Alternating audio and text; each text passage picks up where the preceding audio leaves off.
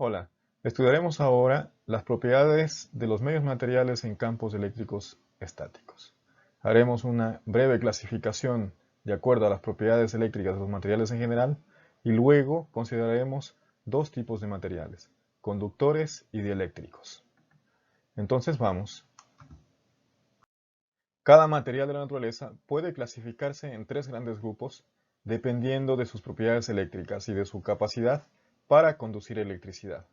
Los conductores, que son materiales con una gran capacidad para conducir electricidad, los aislantes que están en el otro extremo y no conducen nada de electricidad, también llamados dieléctricos, y los semiconductores que se encuentran en un punto medio entre los dos anteriores. La explicación de por qué ocurre esto está en los átomos que conforman estos materiales. En el caso de los conductores, está hecho de átomos como el cobre, por ejemplo, que está en este gráfico superior izquierdo, que tienen electrones en la última capa casi libres, es decir, son muy fáciles de extraer con poca energía. Cuando constituyen el material, estos electrones quedan libres de moverse a través del material en sí, mientras que el resto del átomo queda fijo más o menos en una posición.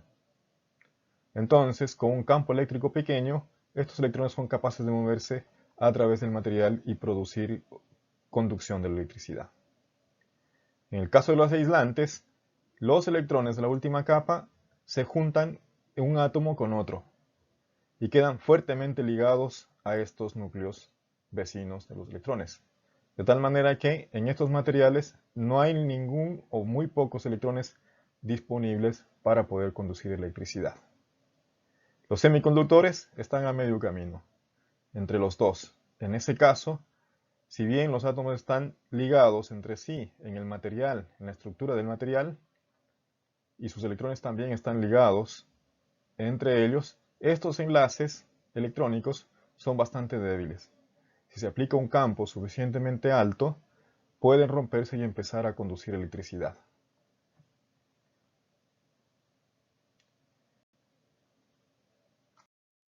La evidencia experimental muestra que cuando se colocan conductores en un campo electrostático, este rápidamente adquiere una situación de equilibrio electrostático, caracterizada porque la carga no se mueve más.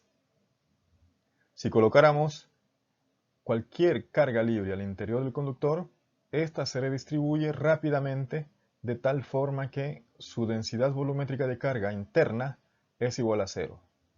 Y, como consecuencia de la ley de Gauss, también el campo eléctrico al interior va a ser igual a cero. Pero ¿qué ocurre en la interfaz? Es decir, en la superficie que separa el material conductor del vacío. Para poder entender qué sucede en este caso, ocupamos nuestras dos ecuaciones fundamentales en versión integral. Primero, ocupamos la ecuación de circulación de campo eléctrico a lo largo de un camino cerrado igual a cero. Para eso consideramos este camino cerrado que se encuentra acá a la izquierda de la transparencia, que va desde A hasta B, a C y D. Y consideramos la integral de camino cerrado ABCD de E.dl. Es fácil ver que, como el campo adentro del conductor es cero, la contribución de este camino de C a D es igual a cero. Entonces la única cosa que queda es la contribución desde A hasta B, y eso se puede escribir como la componente tangencial a la interfaz multiplicada por el ancho delta W. Y eso debe ser igual a cero. Esto implica que la componente tangencial deba ser igual a cero. Como se muestra en esta figura de acá arriba, lo que significa esto es que el campo tiene que ser perpendicular a la superficie en todos los puntos si el conductor está en equilibrio electrostático. Ahora, para saber qué pasa o cuánto es la normal del conductor, del campo eléctrico sobre el conductor, ocupamos la ley de Gauss. Para ello calculamos el flujo a través de esta superficie de Gauss, que es un cubo que tiene la mitad por afuera de la superficie del conductor y la otra mitad por dentro de la superficie del conductor. Es fácil ver que el flujo a través de esta pequeña superficie gaussiana es En por delta S, mientras que la carga contenida dentro va a ser la densidad superficial de carga por delta S, que es el diferencial de área de la superficie, dividido por epsilon sub 0, como corresponde en la ley de Gauss. De esta ecuación uno puede rápidamente obtener que la componente normal del campo eléctrico en la interfaz conductor-vacío es igual a la densidad superficial de carga dividido por la permitividad del vacío. Resumiendo, diremos que las condiciones de frontera en interfaz conductor-vacío es la siguiente. La componente tangencial a la interfaz es igual a 0 y la componente normal es igual a la densidad superficial de carga dividido por la permitividad del vacío.